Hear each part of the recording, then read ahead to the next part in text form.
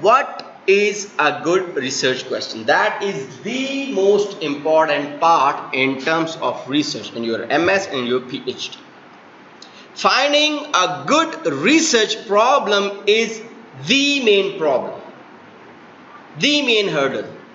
सबसे जो बड़ा प्रॉब्लम है वो ये है कि आप काम क्या करेंगे, क्या प्रॉब्लम है जिसको आप सॉल्व करना चाहते हैं. And this is related to this stuff that it has not been sufficiently explored in, not only in your opinion but in general as well, because now when you present your synopsis, then everybody should agree with you that okay, this is a valid research problem. So first of all, what are the three attributes of a good research question? We discussed one last time. A research question has to address something of significance. It should somehow impact the social life, people, anything around you. It should be something of significance. Some issue, problem, question that relates to interest of a broad community of scholars. Now, here the author didn't say it should be of significance to you.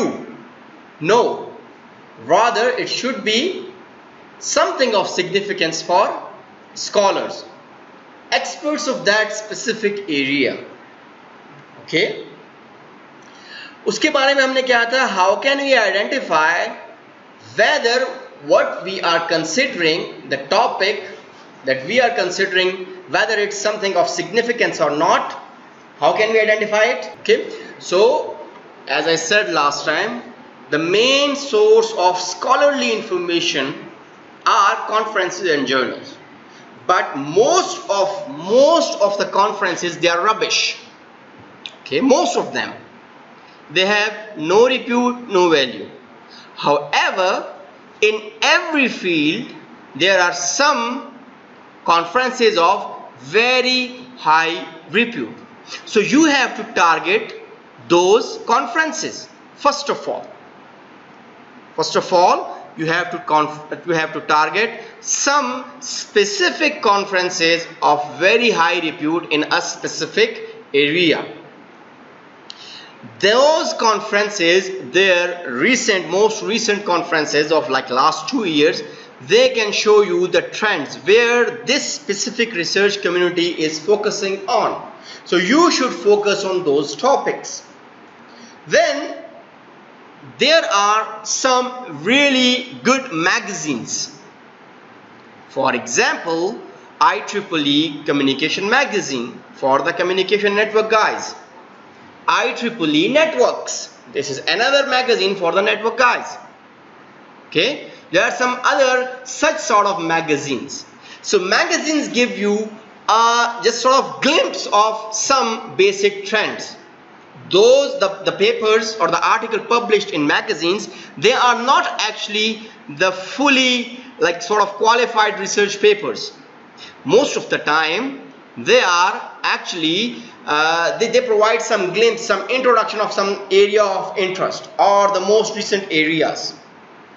So they are actually intended for normal people, not the expert of that specific field, but for the people that are interested in that specific area. For example, just consider Internet of Things.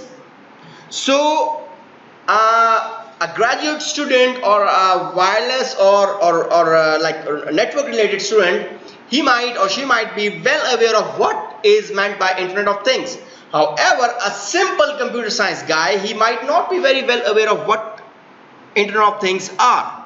So magazines provide some basic stuff, some basic idea on the recent trends, where the research is going.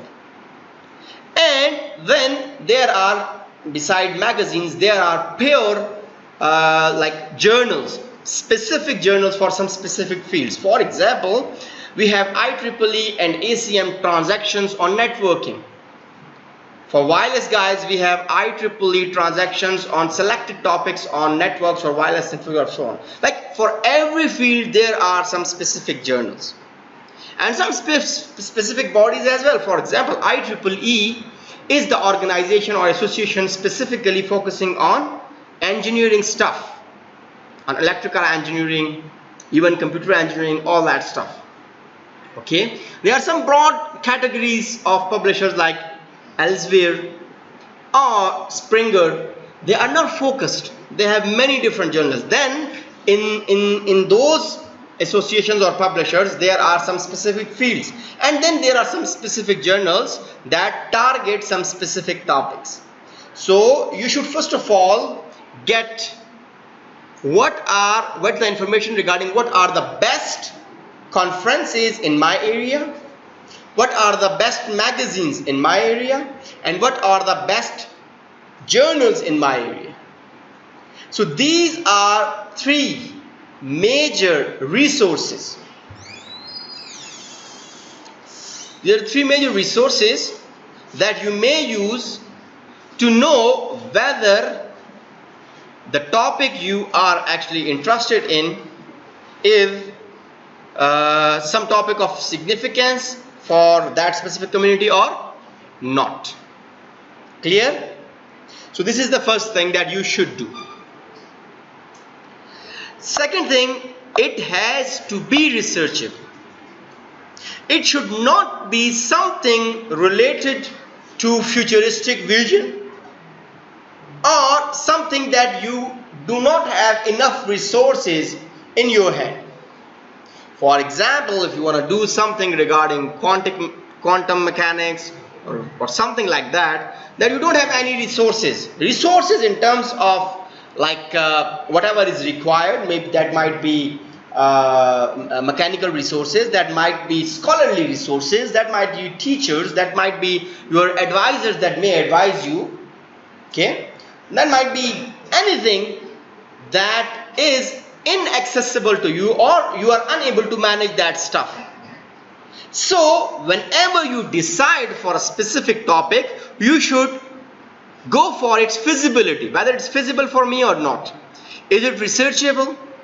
Is it something of future? Is it something that we don't have any resources regarding them? Is this a topic that no one in your school or university knows about? Is it something that no one knows or you can't get any help from? Or for instance, there is no network community, internet community in that specific area.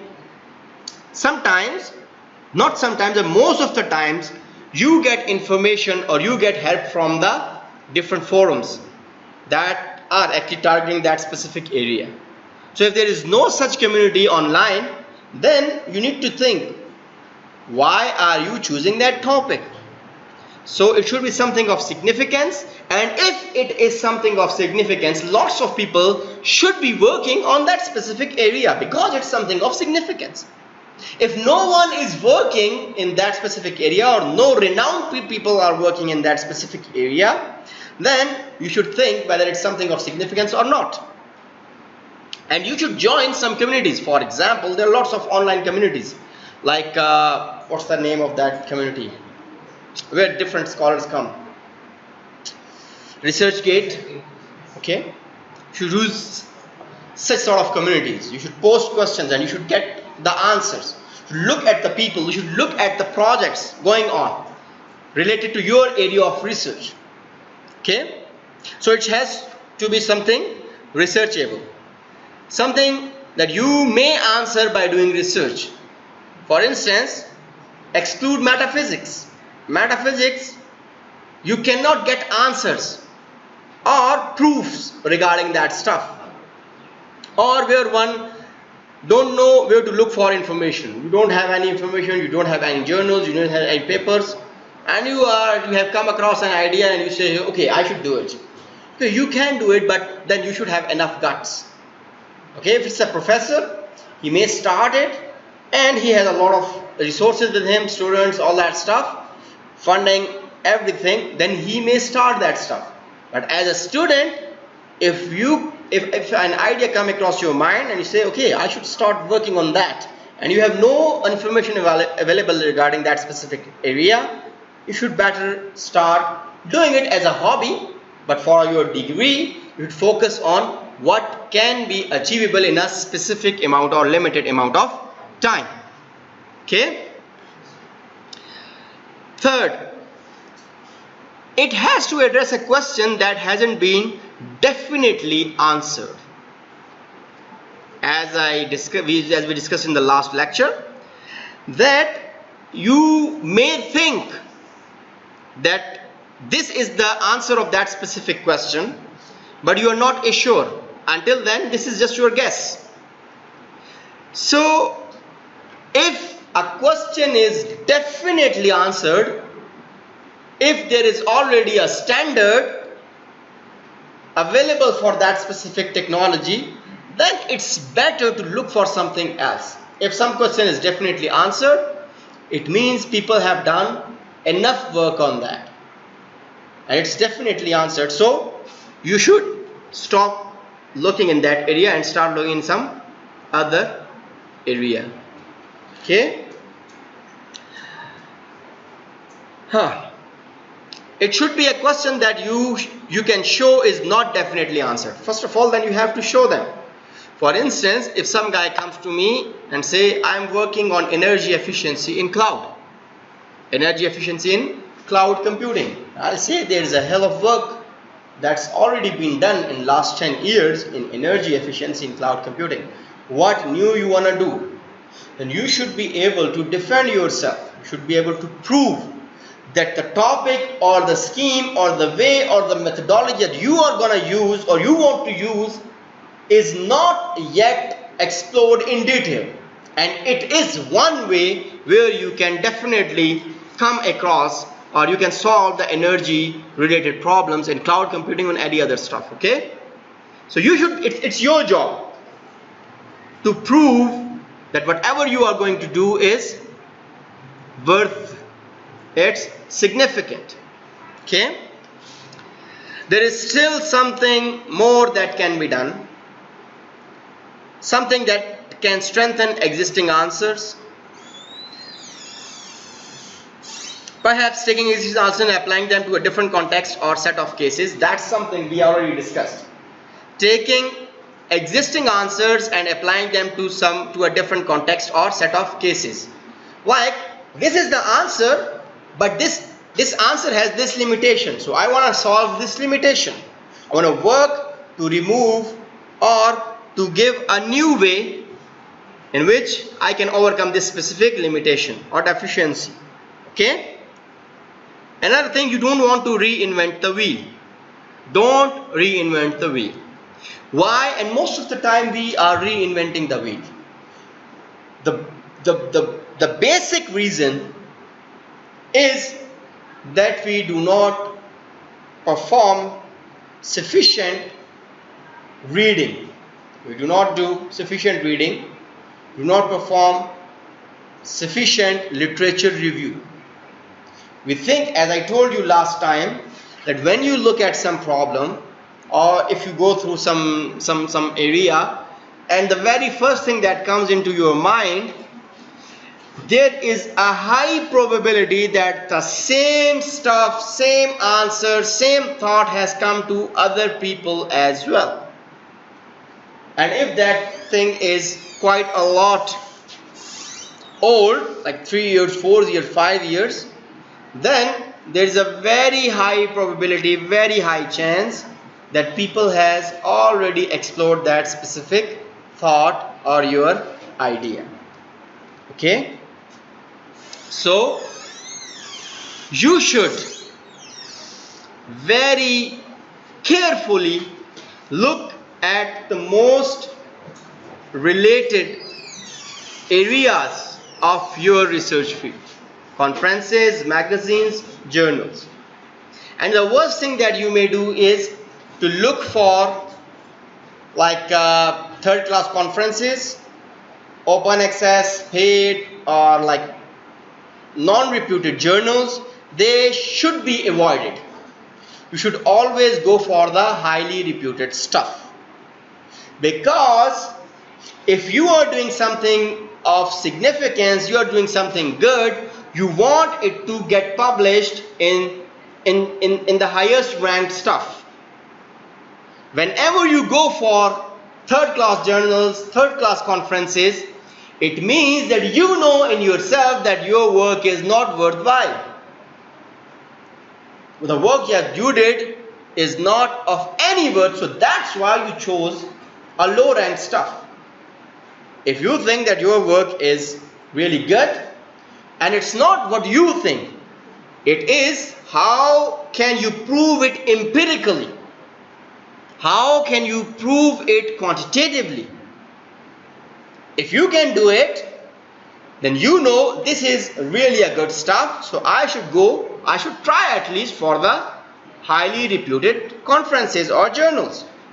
One of the major reasons is that the experts that review your work will give you a feedback that you think that this work is really high level and you think this is really novel stuff. However, people have already done this stuff before.